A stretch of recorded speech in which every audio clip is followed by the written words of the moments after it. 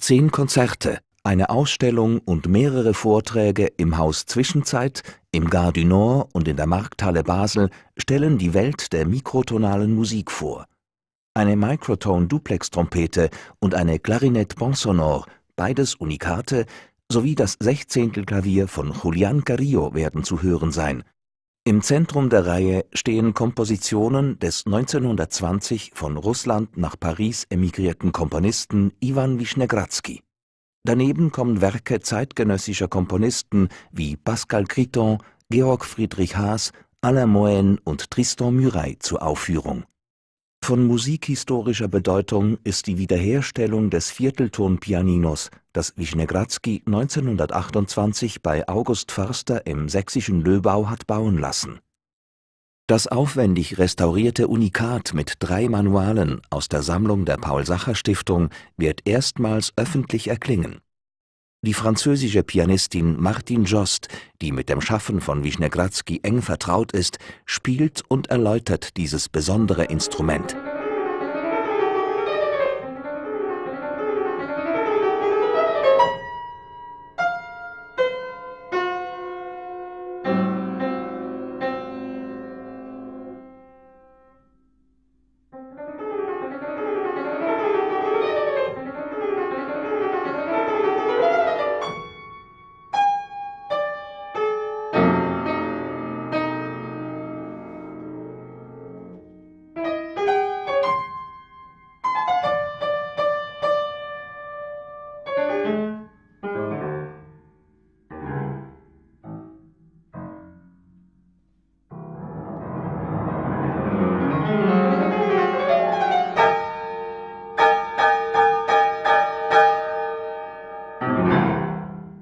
Alors, Iwan Wischnegradski est né à Saint-Pétersbourg et il a vécu les premières années de la Révolution à Petrograd, qui est Saint-Pétersbourg, qui était devenu Petrograd.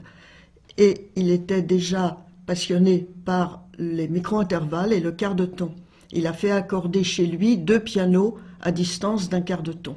Ensuite, il a quitté la Russie, pas à cause de la Révolution en fait, mais pour pouvoir construire un piano, le piano de ses rêves, un seul piano au lieu de faire accorder 2 séparément. Alors ce piano, comme vous voyez, est immense et très grand et très fragile et difficile à jouer parce qu'il a donc 3 claviers. Le clavier inférieur et supérieur sont identiques. Il y a 2 tables d'harmonie.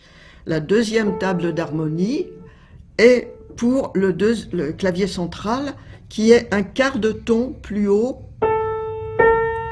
Voilà un ton, voilà un demi-ton, halbeston, un quart de ton, viertelton. Si j'enchaîne, ce sont des quarts de ton. Et il a imaginé ces 3 claviers pour pouvoir faire des positions, des accords plus faciles à jouer manuellement que de se tordre la main dans tous les sens.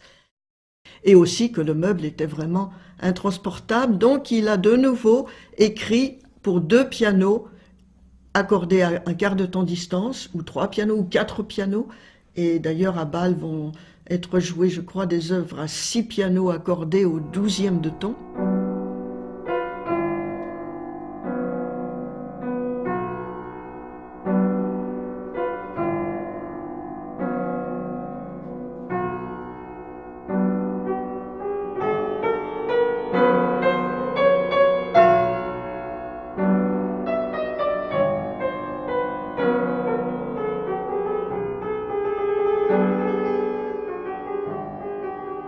Den Höhepunkt des Projekts L'Esprit de l'Utopie bildet das Gesamtkunstwerk Projet de la Mosaïque lumineuse de la Coupole du Temple, ein multimediales Experiment in der Markthalle Basel am 22. September 2019.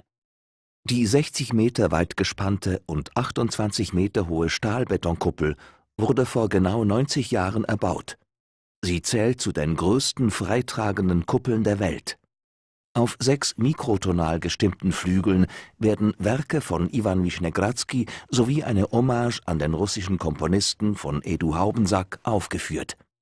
Zugleich wird die raumgreifende Kuppel mit einer einzigartigen Lichtinstallation erleuchtet. Dabei werden auch Wischnegradskis eigene Farbschemen gezeigt.